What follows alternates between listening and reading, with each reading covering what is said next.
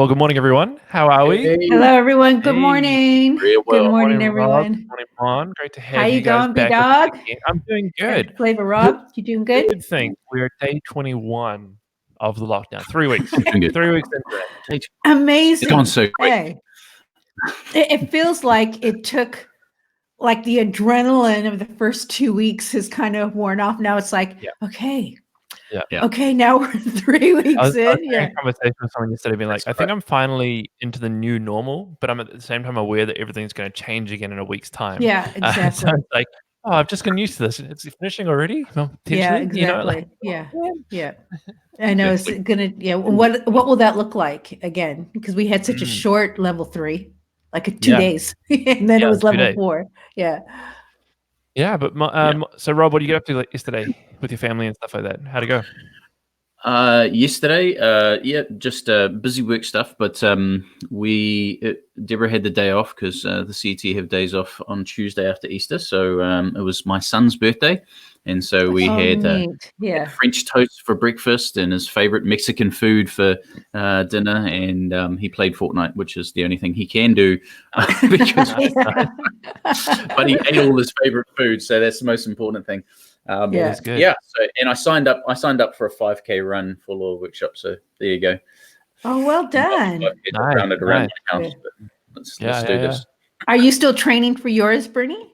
I know because you've run. Yeah. I've run before, so I was looking to do a half marathon in June, which of course has been cancelled because of COVID-19, which is fine. Yeah.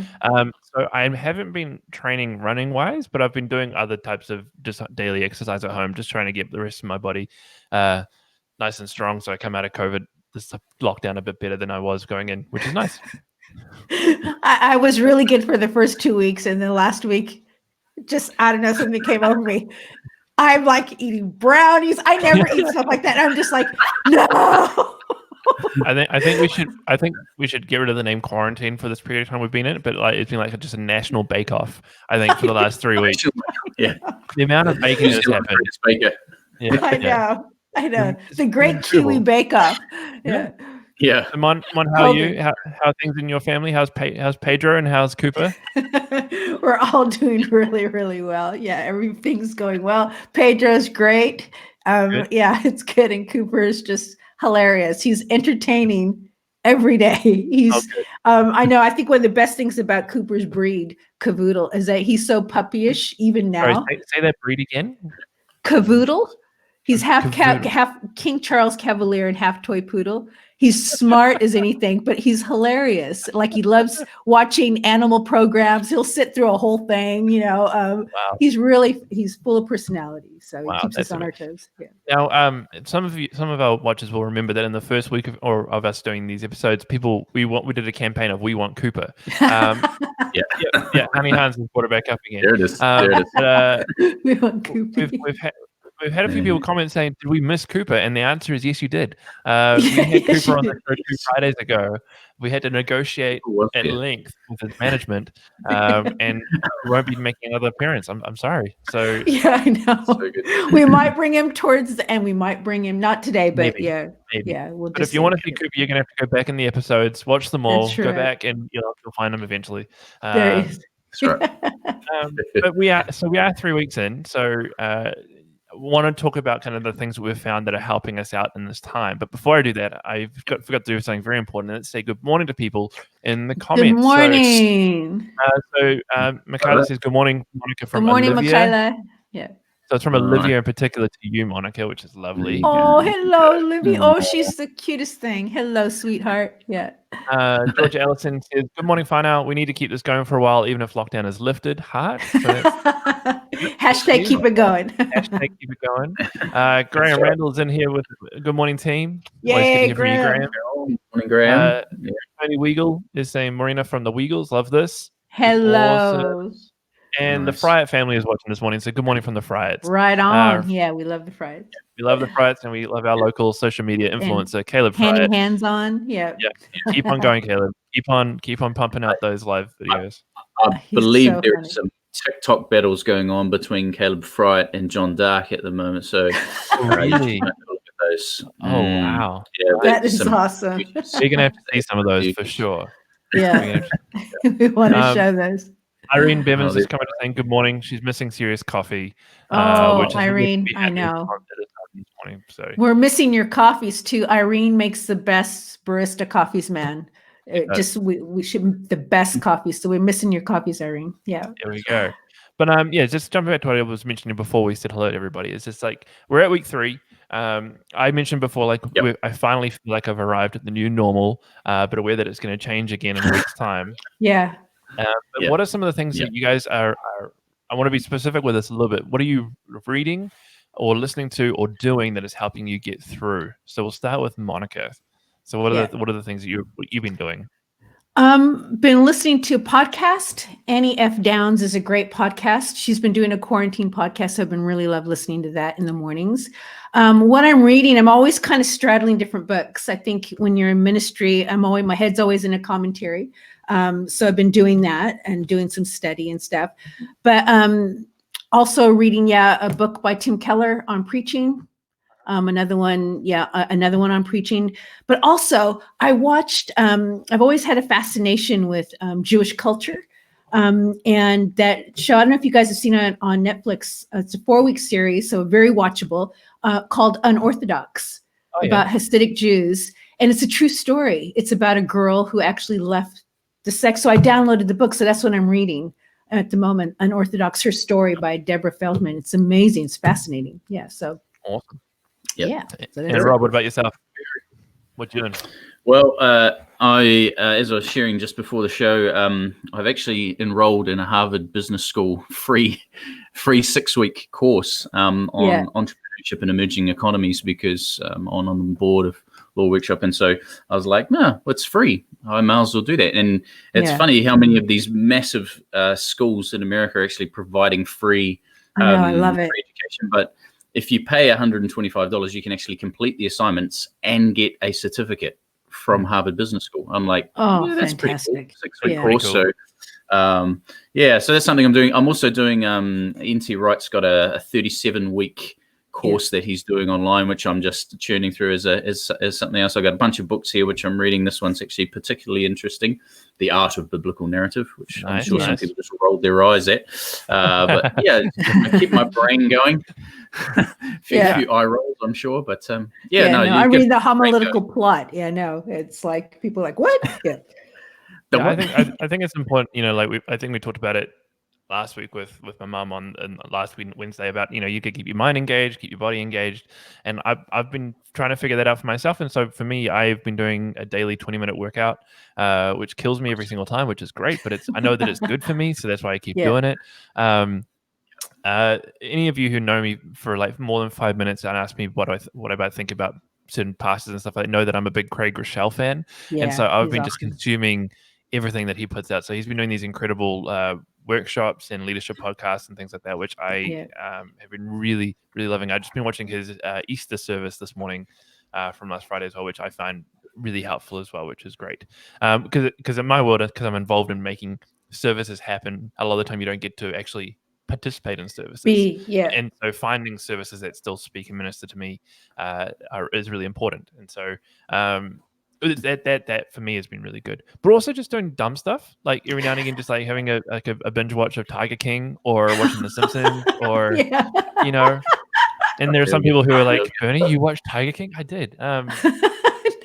Fascinating. Gotta see what all the hype's about. if you're a person who likes to like people watch and stuff like that, Tiger King. It's crazy. Let's move over to the comments for a second. Let's see what other people are doing.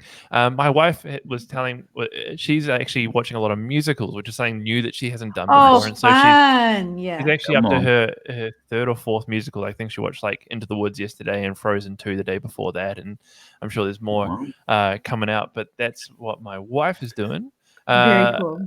Honey Han is saying that I've enrolled in 2 free online Yale University courses. Same deal as you said, Rob. There we go. Oh, that's awesome. Wow. Yeah. I'm doing a Fuller seminary one. Yep. Monica Irene was just letting you know that they binged that series as well on Netflix, and so they've watched it as well. Unorthodox. Yeah, so fascinating. Yep. And Vicky does a little shout out for Tiger King. I love the hand. Yeah, I want to hear in the comments today, what are the things you've found in the last 3 weeks that have actually been helpful? Because the things that you've found might be helpful to somebody else who's watching and in the comments with us today. I missed the name of that Netflix series, Monica, from Tony Weigel. It is Unorthodox. Yes. Is what it's called, and it's just come out on Netflix. So Unorthodox. Yeah. Looks very fascinating. Yeah. So I want to keep us going because we've got a fantastic guest today that I want to give as much time as possible to. So we're going to turn things over to Flavor Rob. Flavor Rob, what's your tip for us today? Well, again, it's winter, so there's some good food being put out at the moment, and probably too much good food, but roasts.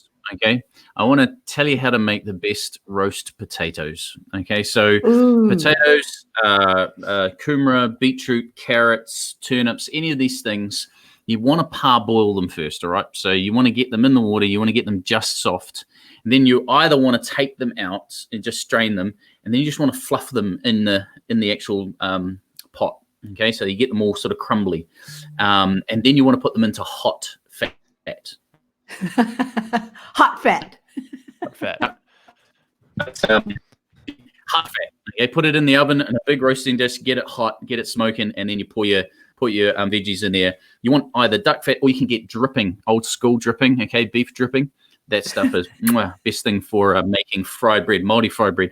But also the other way you can do it is you can parboil them. You put them in a big plastic bag. Okay, when they're cool. And then you just put a little bit of seasoning in there, a little bit of flour, that sort of thing. And you shake that bag, and then you pour that into the hot fat, all right? You just get this crunchy exterior. It's just like, oh, hallelujah. So there you go. Perfect roasted vegetables. Give it a crack. I love that. Now, we've seen this in the comments before, Rob, but people are going to be asking for your cookbook after this whole thing is done. So Rob, I hope Flavor Rob and call it Flavor Rob. Flavor Rob cookbook. So I hope you're working on that in the background as you're jotting down these tips into a cookbook. Just answering Caleb's question that he just put in the comments. A question for Monica Carey: how much of Tiger King have you watched? Now I know the answer to this, Monica, but do you want to share the answer with Caleb? These guys have been hassling me about. Have you watched Tiger King? And I'm like, I can't do it. I just watched the trailer, and I'm like, no, I can't bring myself to do it. So no, I have not watched one episode of Tiger King. It's too traumatizing. Too good. Hey, as we today we're doing our midweek checkup. The part of the week where we bring in a professional to talk about different parts of our spiritual health, mental health, and relational health, physical health as well.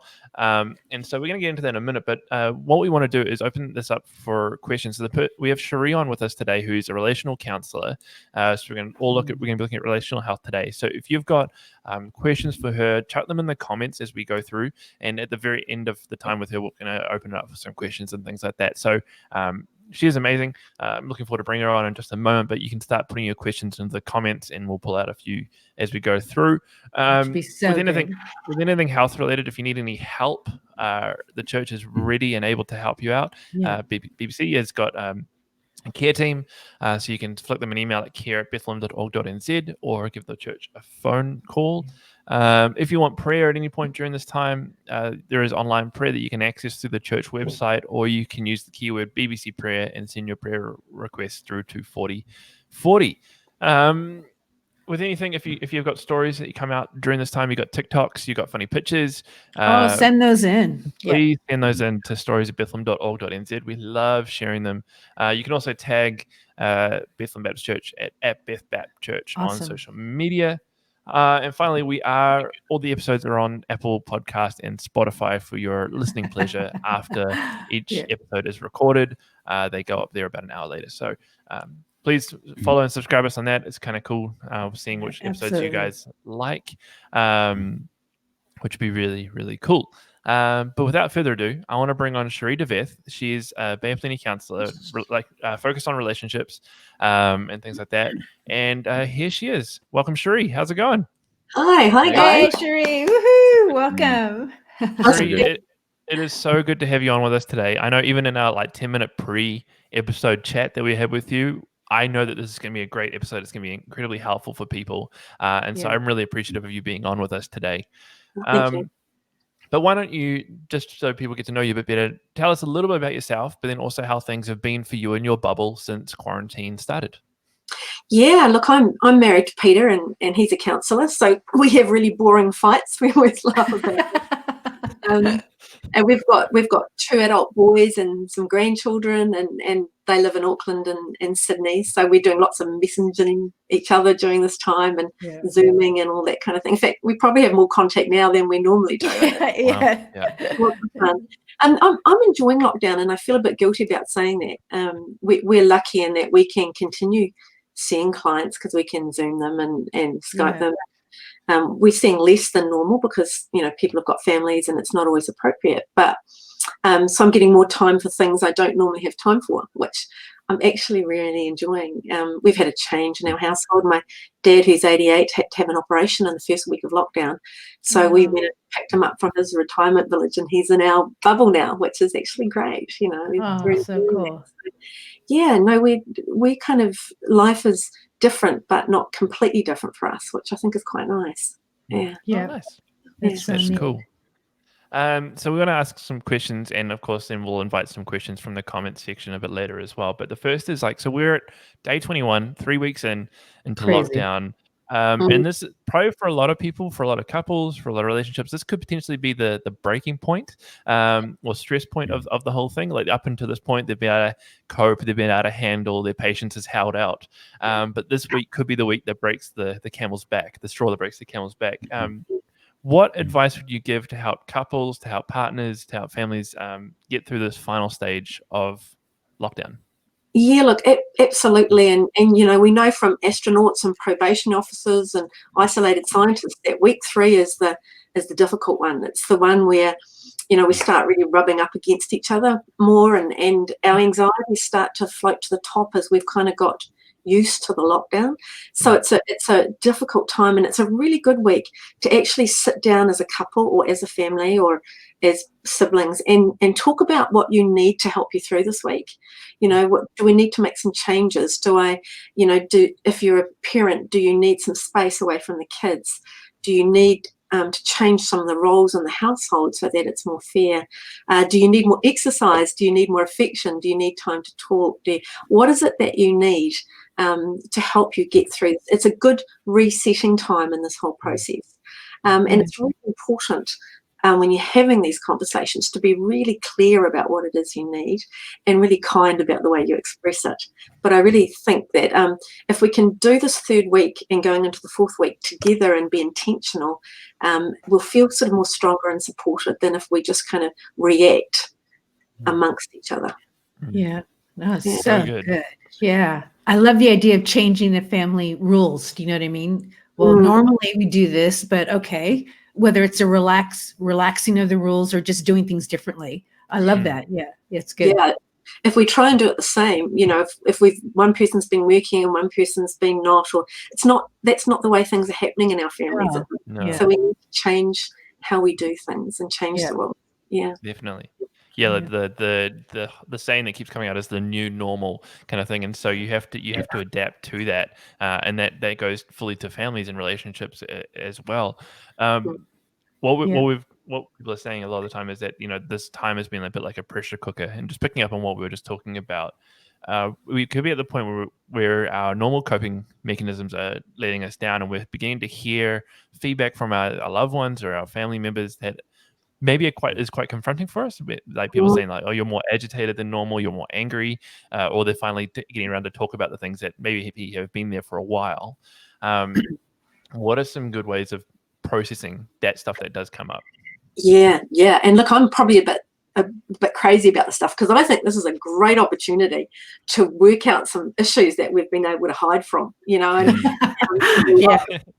we're really good at being busy with our jobs and going to the gym and reading our Bibles a lot, or we're good at doing the stuff that stops us from having to confront some of the things, and lockdown's making that more difficult, and I think that's great. We can't get away from our issues so easily. When people are anxious or scared or distressed, there's 2 predictable ways that we react, and one of them is we either sort of start lashing out and become more irritable and frustrated and critical, or we tend to isolate and shut down and become quietly annoyed, and remove ourselves emotionally from the people that we care about. And neither is helpful in resolving stuff. And I guess I would say to people, it's really important to look at what you're doing and say, how am I reacting to my distress? And what is that looking like to the people in my bubble? Because they're getting my reaction. They're not understanding how I'm feeling. And it's really, really important to talk about what's going on underneath the way you're reacting. And that's the stuff we want to be sharing with each other. And I think we have to develop a bit of a thicker skin at this time when people in our bubble tell us what we're doing that's annoying them. It's a really good time to go, well, let me take a deep breath and listen. What are you saying to me? Can I do anything about that? Peter, my husband, says, we don't marry someone hoping to make their life more miserable.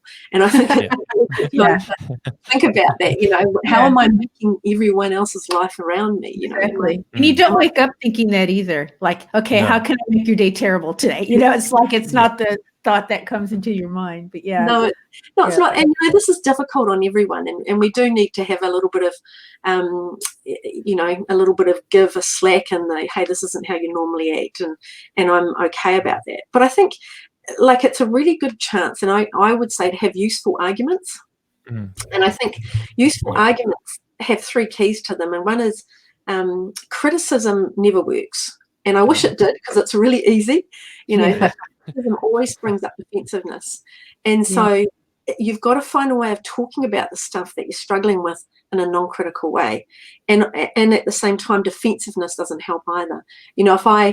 If I say to Peter, what you're doing isn't driving me crazy, and he goes, well, you're doing these 3 things that drive me crazy too, it's a useless conversation. Whereas if I say, hey, you're doing something that's driving me crazy, and he listens to me, at least that helps. And then maybe the next day tell me what I'm doing that drives him crazy. But it's that defensiveness, it doesn't work. So keep criticism and defensiveness out of your arguments. I think the second thing is to set up your arguments really well. How we, John Gottman is kind of the guru on relationship research, and he says how an argument starts is how it finishes. And so we set up our arguments well, like going in and saying, hey, I just want to talk to you about something I'm struggling with. And it's hard for me. I'm a bit anxious about talking to you about this. Could you just listen to me at first and then tell me how you feel? And instead of saying, you're a lazy bum and you need to be changing your ways, you say, look, I'm really feeling like, if I'm feeling like I'm doing more than my fair share, then I notice I get really angry and grumpy with everyone. Would you be able to help me with the washing and this and this? So it's saying how I feel, and then it's being really clear about what you want the other person to do. So that's the second, and setting the argument up well, setting it up to be successful. And the third thing is, if your argument escalates, and look, we're all human, our arguments are going to escalate, it's really important to take some time out. Again, John Gottman says that if our heartbeat goes up over 100 beats per minute, we go into fight or flight. And when we're in fight or flight, our prefrontal cortex, or the part of our brain that is able to think logically and be empathetic, basically doesn't get enough blood, and our whole limbic system is in override, and we just, we really just want to punch the person or run away, which is not helpful in an argument. No. So it's especially in the same household. When you can't leave the house. And especially when you've got 5 people feeling the same way at the same time, it's going to be a rumble. So I think one way of telling whether you're in that fight or flight is if you keep talking over each other. As soon as you hear you're not listening to each other, it's a good sign that you're in that limbic system, fight or flight. And look, if someone just says, hey, look, let's take an hour's break and go for a walk or have a shower or read something, movement is good because it calms your limbic system down and tells your limbic system you're not stuck, you're not trapped. And then go back in and have another go at it. So I think in answer to your question, Benny, it's a really good time to have some good arguments, and sort out some stuff, and talk about what's going on underneath the way we're reacting to each other. So it's good at having good constructed arguments, but doing it the right way, I guess, kind of thing. Like both people have to be on board, I guess, to do this. It can't be like, I think this is a good idea, so I'm just going to attack with what I think should be happening, right? So I guess the key for this would be as well, because a lot of people might not.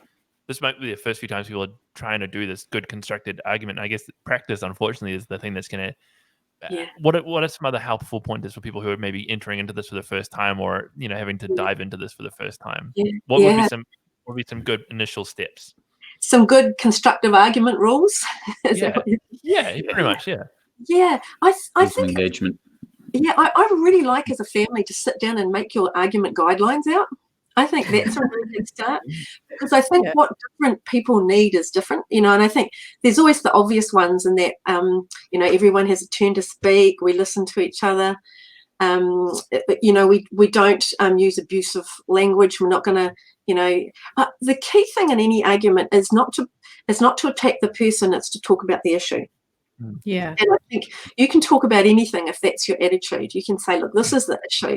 It's not that I think you're a horrible person, because as soon as we feel like we've been told there's something wrong with us, we fight against that. We escalate. Get defensive. But I really like the idea of a family sitting down and going, okay, here's our guidelines for fighting. What are they? Yeah. I love that. I love that the premise is, okay, we're going to fight. Yeah. So let's fight. Yeah. Well, okay, so let's set out some guidelines. I love that. Kind of frees people up, like, okay, we're not so dysfunctional, but okay. Yeah. Well, I think a lot of people have that preconception, like if we are fighting, if we're arguing, obviously there's something wrong with the relationship. Yeah. But what you're saying is actually good arguments lead to a better relationship in a way as well. Yeah, and look, I always worry if I get a couple that sit down in front of me and say we never argue. I worry about them. Something wrong. Yeah, something's wrong, and I feel like someone's just never saying how they feel in that relationship, right? So, you look at absolutely. I think arguments are important, and I think people think arguments. If you take an argument from being I'm trying to make you agree with me to I want to understand your perspective and I want you to understand mine, then they're useful. It depends. Yeah. If you think about an argument being a way to resolve something and get to know each other, then how messy it is doesn't matter as long as that's your outcome at the end. And I think we are going to argue, and I think to come up, the whole family put the guidelines in, and then they're more invested in agreeing to that. And you can kind of write them up and put them on your fridge, and when they're not working, say, let's go back to our argument guidelines, and go from there. Yeah. So good, Cherie. Yeah. That's brilliant. So good. So much gold in this conversation already. It's so good. So what would be some good basic checklist for us personally, if we look at us personally in terms of how to make like a personal checkup that we can do to make sure we're doing all good, emotionally, mentally, and relationally? What would be some, I guess, a basic checklist that each of us could maybe have running through our minds as we go through the final stages of this, but then also in just a general life afterwards as well. Yeah. The first question I ask, and this isn't a good counselor question, but is, am I acting weirdly? Am I doing stuff that I don't normally do? Am I angry all the time? Am I being conflictual? Am I isolating myself more than I usually do? Am I crying a lot? Am I feeling depressed all the time? Is there some way I'm acting or feeling that isn't how I normally am? Within parameters, this time's different for all of us, and it will bring out some stuff. But, am I acting out of character, or are the people in my household really acting out of character? And I guess that's the first question that I ask.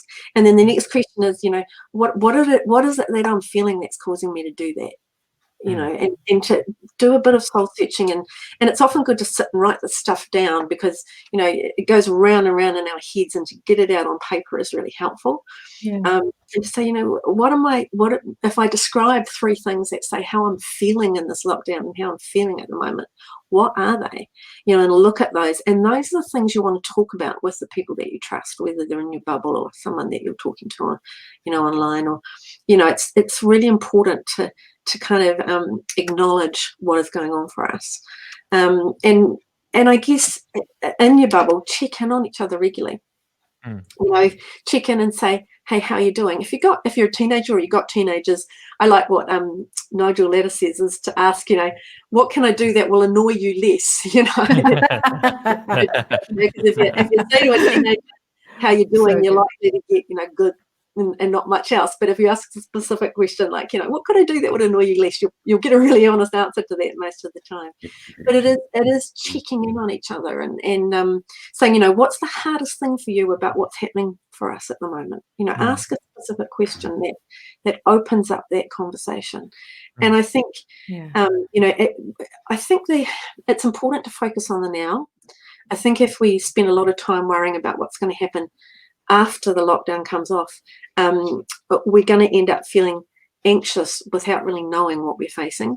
And I think the more that we can look after our emotional and mental health now, the better we'll be off. The better we'll be with whatever happens after the lockdown. And I think the skills that we learn now and the way we relate to each other, we can still use those later on. That they will continue, and that's why I'm quite excited about this time for couples and families. Yeah. Oh, so good. So good. Thank you so much, Sheree. Oh man. This is one that we will listen to over and over. You know what I mean? Like it's like you said, Bernie, it's so many gold nuggets in this. Yeah, absolutely. Yeah. So we've got a little bit of time left. If there's anybody watching this and wants to chuck a comment or question up, you can do so in the comment section. But if none come, that's fine. There's not a pressure thing here. And like Mon said, there's probably you might want to re-listen to this episode again because there's so much in what Sheree has already said that I think is going to be helpful to a number to be of able to different process. People. Yeah. But I just want to see if there's any final comments that Rob or Mon you guys want to make before we begin to close out the episode today. I find it just really fascinating. I think even for me during this lockdown, what have been some of my defaults, ways that I have escaped. And I know for me, it's been quite a shock, like I guess for me to kind of zone out and relax, which is kind of good sometimes. But I know I tend to watch a lot of sport, like ESPN. And now that there's no sport happening, it's like, okay, and really trying to think, okay, just slowing down and what am I trying to escape from a lot of times? And trying to confronting those feelings. It's been, quite an interesting thing with not only like, I'm not a huge TV binge watcher, but I do zone out on sports. So now that's not there. Okay. God. And having that God time of like, hey, what's underneath? What am I really running from? What am I escaping from? So that's been really confronting. The thing for me is the difference between extroverts and introverts during the season. It seems to me that introverts are just loving the season and extroverts just want to die. What are some encouragements for extroverts? Me. Yeah. Is that question to me, Rob? What do you do if you're an extrovert? Yeah. What do you do if you're an extrovert? Yeah. Look, you find people to talk to, right? You just find them, whether you're ringing all your friends and you're Zooming them and you're talking to people as much as you can, because you need to get your words out, right? And you need to lots of people. Family hates for it, so talking to someone else. Your family will start avoiding you, especially the introverts in the family, right? Yeah. Speaking of families, Rob, it sounds like your family's just jumped on the Wi-Fi because you've started to go robo voice. So I think we'll close things out there. Sheree, we'd love it if you pray for the listeners and for the watchers and stuff at home as we close out today's episode. Absolutely. Yeah. Father, thank you as we come and focus on our relationships today. And Lord, I just pray that you will help us make this opportunity to improve the relationships we have with our partners, with our kids, with each other, with our siblings. Lord, just calm us, help us to look at ourselves and to be kind and thoughtful and interested in each other during this time. And Lord, I just pray that out of this will come some amazing changes and some determination to make our relationships healthy and God-honouring. Thank you. And look, thank you for Bernie and Mon and Rob, and just bless them in this thing that they're doing, this radio show, and be with their families as they give this time to us. Thank you, Lord. Amen. Amen. Well, awesome. Thank you, Sheree, again for being with us today. Thank you so much. It's so good. But everybody will see you back here tomorrow morning at 9 a.m. For Thursday mornings together with Mon, Rob, and Bernie. I've realized, guys, I've stuffed up the video, so I can't play that at the outro. So I'm just going to put up the little little bump, the little sticker thing, and we'll end the broadcast that way. All right. Yeah. All right. So Okay. someone can pretend to make the music as I click this little button here. But Go on, see you. Flavor. We'll see you all tomorrow. Catch you guys later. See you later.